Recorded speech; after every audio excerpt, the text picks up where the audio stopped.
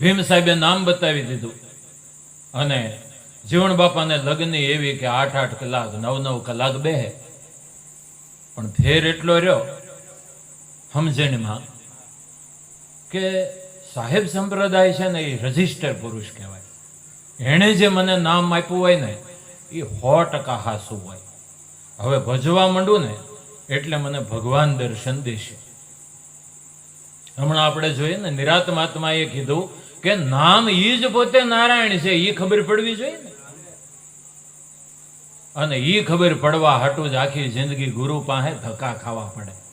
આનો એકદમ ઉઘાડ થાય એમ નથી, ખબર પડી જાય એમ નથી. અને જો ધક્કા ન ખાવા પડે એમ હોય તો સંતો દયાળુ છે, એકદમ આપણને ઉપદેશ આપીને એમ કે હવે કાંઈ ખોટી થતા નહીં અને મણજો ભજન કરવા. હવે ખોટા ધક્કા ખાતા નહીં. પણ આ તો આખી જિંદગી ધક્કા ખાઈને તોય આમાં ઉઘાડ થાય એમ નથી. એની દયા હોય ને તો થાય એવું છે. તે જીવણ બાપા ભજે ખરા, પણ એને એટલો સમજણ ફેર રહી ગયો. તે 8-8 કલાક 9-9 કલાક બેહે, પણ પછી ધીરે ધીરે કાંઈ પ્રકાશ પડ્યો નહીં અને ગુરુ પાસે જવાનું બંધ કરી દીધું. એટલે પછી એમ થયું કારું કેમ થયું છે. પછી વૃત્તિ બહિર્મુખ થઈ ગઈ છે. અંતર્મુખ કરવાની હતી એ બહિર્મુખ થઈ ગઈ, કારણ કે બહારથી જ ભગવાન આવશે એવી કલ્પના હતી. મન હકળ ડકળ થઈ ગયું. એટલે એમ થયું કેમ હશે, એટલી બધી મહેનત કરું છું તોય મને કેમ કઈ પ્રકાશ નથી પડતો, કેમ કઈ સમજાતું નથી. થોડોક થાંભલો ડગ્યો. ડગે એને તો ડગાવા વાળા મળી જાય તરત. ત્યાં બરાબર દિલ્હીનો સંઘ આવ્યો અને કોકે કીધું કે આ સંઘની અંદર કોઈ ગાય એમ નથી. આવો સુનમુન હું સંઘ આવ બેઠો છે, કોઈ એવું નથી રંગીલો જણ? શેઠ કે ભાઈ એવું કોઈ નથી. કે જો તમને કાંઈ તકલીફ ન હોય તો અમારે ઘોઘાવંદરની અંદર મેઘવાળ જ્ઞાતિમાં જીવણ બાપા કરીને છે, પણ એવો રંગીલો જુવાન છે, ઘૂઘરા બાંધે હાથમાં કડતાળ રે, આમ તમારે 3 કલાક કેમ વહી જાય તમને ખબર ન પડે એટલા એક હારે ગાઈ નાખે. એવો માણા હોય તમ તારે કયો. ઘરનું મારું ટિકિટ ભાડું આપીને એને 4 ધામની જાત્રા કરાવું, કયો તમ તારે. તે કોકે જઈને કીધું કે ભગત જાણે તે ભજન તો હાસ વાટીને ગાયા, તારે ટિકિટ ભાડું ખર્ચવાનું નહીં, 4 ધામની જાત્રા કરવાનો મફત મેળ આવી ગયો, તૈયાર થઈ જાય. તે અત્યારે તો આપણને આ વાત સાંભળીને નવાઈ ન લાગે, કારણ કે અત્યારે નાના નાના પિન્ટુ ધારે ત્યાં હવે કાશ્ય હોય. આ તો એ સમયની વાત જ્યારે કોઈ વાહન વ્યવસ્થા નહીં, પૈસો ટકો થતો નહોતો. એ સમયની અંદર ને જીવણ બાપાના મોઢામાં પાણી આવ્યું કે હું તો ગરીબ માણા. ભીમ સાહેબે તો કીધું કે આમાં બધું છે, પણ આમાં કંઈક દેખાવું જોઈએ ને. આમાં તો કઈ દેખાતો નથી, એની કરતા હાલને બધા જાય છે 4 ધામમાં, હું જઈ આવું. પાછું એમ થયું ગુરુને પૂછીને જાઉં. બસ એટલો વિવેક રહે ને તોય ઘણું, કે ભલે જે કરવું હોય પણ ગુરુને પૂછીને કરવું. હે ગુરુને પૂછીને પગલા ભરવા પાનભાઈ, અને થઈને રહેવું ગુરુના દાસ. પત્ર લખ્યો. ભીમ સાહેબને કીધું મનડું ન માને મમતાળું, ગુરુજી મારું દિલડું ન માને દુઃખ જાવ. વારે વારે અને વાડામાં પુરુષું તોય પતળેલ જાય છે પરબારું, ગુરુજી મારું મન ન માને મમતાળું. ઘડીકમાં મન મારું કીડી, ઘડીકમાં કુંજર, ઘડીકમાં ઘોડે ને ઘડીક પાળું, આ મન ન માને. મનાવવાનું તો મન જ છે ને, મન ન માને ત્યાંથી મેળ કેમ આવે. હાજરે ગુરુજી મોટા ઓરડા ચણાવું, રૂઠડા રામને રજાવું. તીર્થે જઈને તપસ્યા માંડું, પંચ ધૂણી પર જાળું, દાસી જીવન સત ભીમને ચરણે, હવે સર્જ્યું હશે તો થશે હારું. હવે મને નથી લાગતું કે મારો મેળ પડે, કારણ કે 17 જણા પાસેથી ઉપદેશ લીધો, 18માં તમે મળ્યા, તમારામાંય મારો ભાવ નથી બંધાતો, તો હવે હરજ્યું હશે તો થારે હારું. કંટાળી ગયા, થાકી ગયા. બહુ માણા હરખડે ને પછી ક્યાંય ન સમજાય ને એટલે થાકી જાય છે. એટલે સંદેશો મળ્યો, પણ ભીમ સાહેબે તરત નિદાન કેમ નાખ્યું કે એણે ગુરુગમ લીધી, પણ જાગૃત પુરુષનો પાછો સત્સંગ ન કર્યો. આ એની ખામી રહી ગઈ છે, એટલે આને ઉગાડ નથી. હવે આને થોડોક ઠમઠોરવો પડશે, થોડુંક કઠણ થઈને કહેવું પડશે, એટલે મેળ આવશે. કલ્યાણદાસને કે મારો સંદેશો દયાય. અને તને આવડે એવી 2 વાતો કરજે. તે કલ્યાણ બાપા સંદેશો લઈ અને ઘોઘાવદર આવ્યા. જીવણ બાપાને જોતા જ જીવણ બાપાને આંખમાંથી આહોડાની ધાર થઈ ગઈ. પણ આવતા વેત કલ્યાણ સાહેબે કીધું કે અરે ગાંડા, તને 4 ધામમાં જવાની ઈચ્છા થઈ તો અહીંથી આમરણ શેટું હતું. જ્ઞાનો વયું હોય ગુરુ પાસે, તને નહોતું સમજાતું ગાંડા, તો તારે કહેવું તો થયું કે મને હજી નથી સમજાતું. આપણને એમ થાય 15 વર્ષથી ઉપદેશ લીધો, હુકમ ફોજમાં બાપા જેવા ગુરુ મળ્યા, કેમ કેવું નથી સમજાતું. હવે હાંકો લોલે લોલ બધું સમજાય હશે. ગાંડા નો સમજાતું હોય તો કહી દે કાંક મેળ પડી જાય. હા, ઓલે તો ગાંઠો હલવાઈ જાય, સમજાઈ ગયું ને સમજવાનું બાકી રહી જાય ને વાલા. ગુરુ કર્યા પણ તને ગરજ નહીં, તો ગરજ વિના જ્ઞાન ક્યાંથી આવે? હોહોની વાતો સાંભળી તોય રહ્યા એવા ને એવા. ગુરુ કર્યા હોય તો કઈક ગરજ તો રાખવી પડે ને એને. ગુરુ કર્યા હોય તો કઈક ગરજ રાખવી પડે. ઘરે નવરો બેઠો તને કેલા જાતો કાના તને બોલાય આવી તો કાના તન નગર કોઈ દી ન બોલાવ. છોકરો ગયો ધોડતો ધોડતો, હાલો તો મારા બાપા બોલાવે. તારો બાપો કે દુનો અવડો મોટો થયો, કોઈ દી મને બોલાવ્યો? કામ છે, હાલ તઈ આવું. આવ્યા ત્યાં તો હે છોકરાઓ, અહીંયા ખાટલો પાથરો, ધોળું ગોદડું લાવો, હાથાને ધોળું ગોદડું નાખો અને મોટો તક્યો.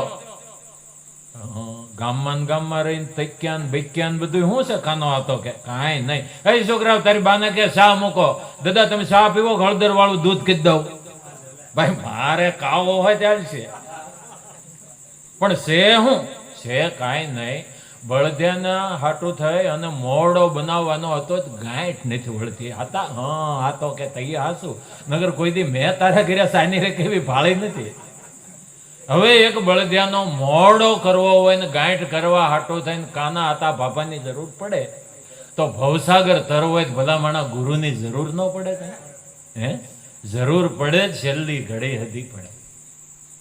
પણ આ તો જેની ગરજ કરવાની છે ન્યા જ જીવે શેડા ફાડી નાખ્યા. ગુરુ કર્યા પણ ગરજ નથી, તો ગરજ વિનાનું આ જ્ઞાન ક્યાંથી આવે? એ જ્ઞાન વિનાનો નર પાવૈયો એ નર નારીમાં નો આવે. ભક્તિ વિનાનો નર ભૂત છે, હામો મળ્યો નહીં હારો. ભૂત જગતમાં ક્યાંય નથી હો ભાઈ. ભૂતને કોઈ ભાળ્યું? ખાલી હદરો હદર બધી વાતો છે. કોકને તમે પૂછો કે મારા દદા છે ને ભૂત અરે બથો બથાવે. લે આપણે જઈ ક્યાં તમારા દદા? કે આ જો ને આપણે દદાને જઈને પૂછીએ, હે દદા તમે ભૂત અરે બથો બથ? હું નહીં, મારા દદાને દદા. ઈ ક્યાં? ઈ કે ટિકિટ ફાટી ગઈ, ક્યાં ગોતવા જવા? કોઈ જડે? હા, હદરો હદર બધી વાતો છે, પણ એક છે ખરેખર તો આપણને 5 ભૂતનો વળગાડ છે. આપણું શરીર 5 ભૂતનું બન્યું છે ને, પૃથ્વી, જળ, અગ્નિ, વાયુ અને આકાશ. આ 5 ભૂતનો વળગાડ આપણને વળગ્યો છે. અને આ વળગાડ કાઢી દે એવા કોઈ સમ્રાટ ગુરુ મળી જાય, ઝાંઝડ ભુવા મળી જાય ને, તો આ વળગાડ જાય. બાકી દેહ ભાવનો વળગાડ જાય એમ જ નથી. માટે ભક્તિ વિનાનો નરભૂત છે. હામો મળ્યો નહીં હારો, ધીક ધીક એની જનેતાનો જાયો. એને તો નાહકનો નૂર ગુમાયો. બાકી ભગત જન્મા ને એને તો ધન્ય ધન્ય છે. ધન ધન હરિજન જાયા, વૈકુંઠમાં વાગ્યા એના વધામણા, અને જવો 14 લોકમાં એની છાયા. આ ભક્તિ છે જ્ઞાન વૈરાગની. શુદ્ધ વિચાર હોય તો આવે. કહે કલ્યાણ જીવણદાસ ને આ ફેરો તો કોક સમજો ને ફાવે. બધાને આ વાત છે ને ગળે જ નથી ઉતરે એમ. એટલે તો ઉગારામ દાદા એમ કહેતા, તમને મારી વાત સમજાય છે? આ વાત ખજીને પડવી અઘરી છે. મેં પુરવ્યા પૂર્વ દેશના, અમારી બોલી સુણે જન કોઈ, અમારી બોલી જે સુણે એ તો હંસ પૂરવ ના હોય. તમને આ વાતમાં મજા આવતી હોય ને ભલકારા થતા હોય ને હાકોટા થતા હોય તો સમજી લેજો કે તમે ખાતાના પૂરવના હંસ છો. નકર આ વાત સમજાય એમ જ નથી. માટે એટલું કીધું ત્યાં તો જીવણ બાપાને એમ થઈ ગયું કે ભૂલ તો મારી જાણે બહુ થઈ ગઈ. કે લે ભાઈ, સદગુરુએ આ સંદેશો આપ્યો છે અને એમ કીધું છે કે જો તને આ સંદેશામાં સમજાય તો ઠીક છે, બાકી જીવતા જીવ કહાં વસે, મુવા કહાં વસે ઠોર. મનાય તો માની લેજે, નકર ધારી લેજે ગુરુ ઓર. તને જો આ વાતમાં મનાય તો માની લેજે, નકર બીજા ગુરુ ધારી લેજે. કાંઈ મેં કાંઠાનો ગાળિયો ધાર્યો નથી. આમ કઈ અને સંદેશો આપ્યો. સંદેશામાં શું લખ્યું હતું? એ જીવાણ રે જીવને રે એમાં રાખીએ,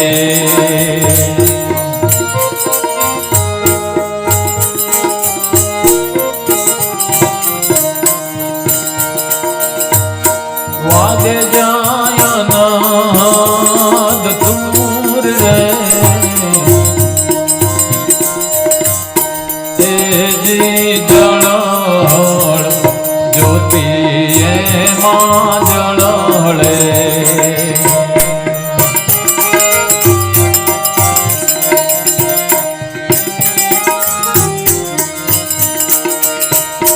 વર્ષે નિરમણ નૂર રે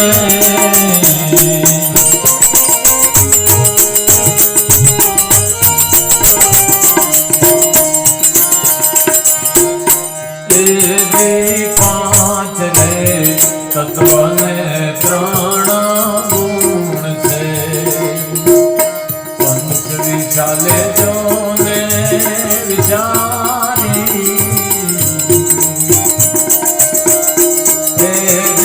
મંથન રે કરો રે એના મૂળના,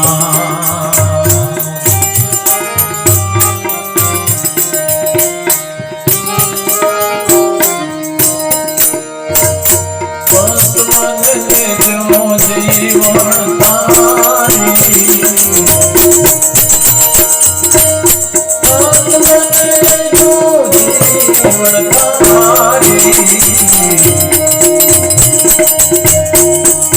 જીવણી રે અગર ઉપર એક છે,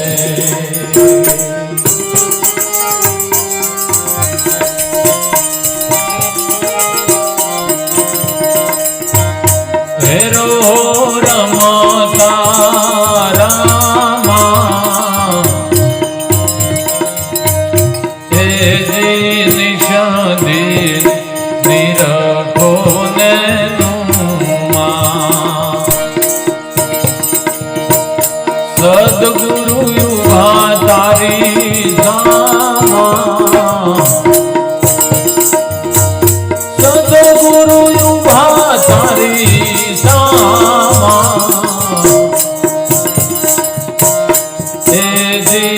ધર રે જણકારા જીવણ વીરયા,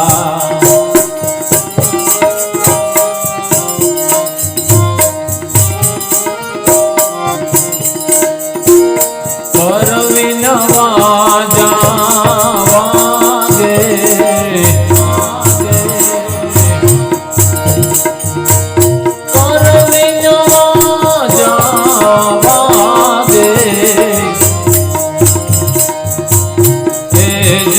સુરતા કરીને જે કોઈ સાંભળે,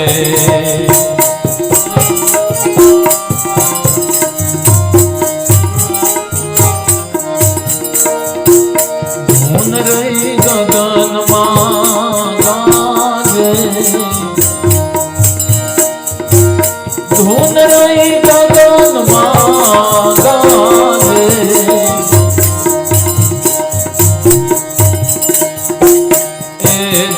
ગંગા રે જમુના ને સરસ્વતી, ત્રિવેણી ના ઘાટે જી સૂક્ષ્મણામાં સુર તારા કીને,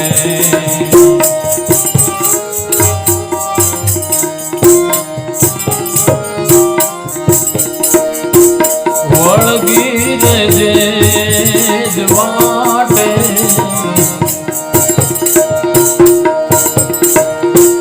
વળગી જે વાટે,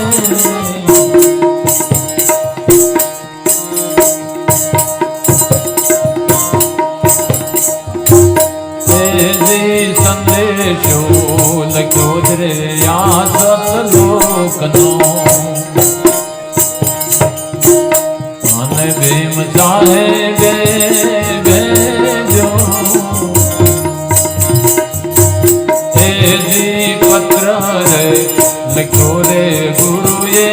પ્રેમથી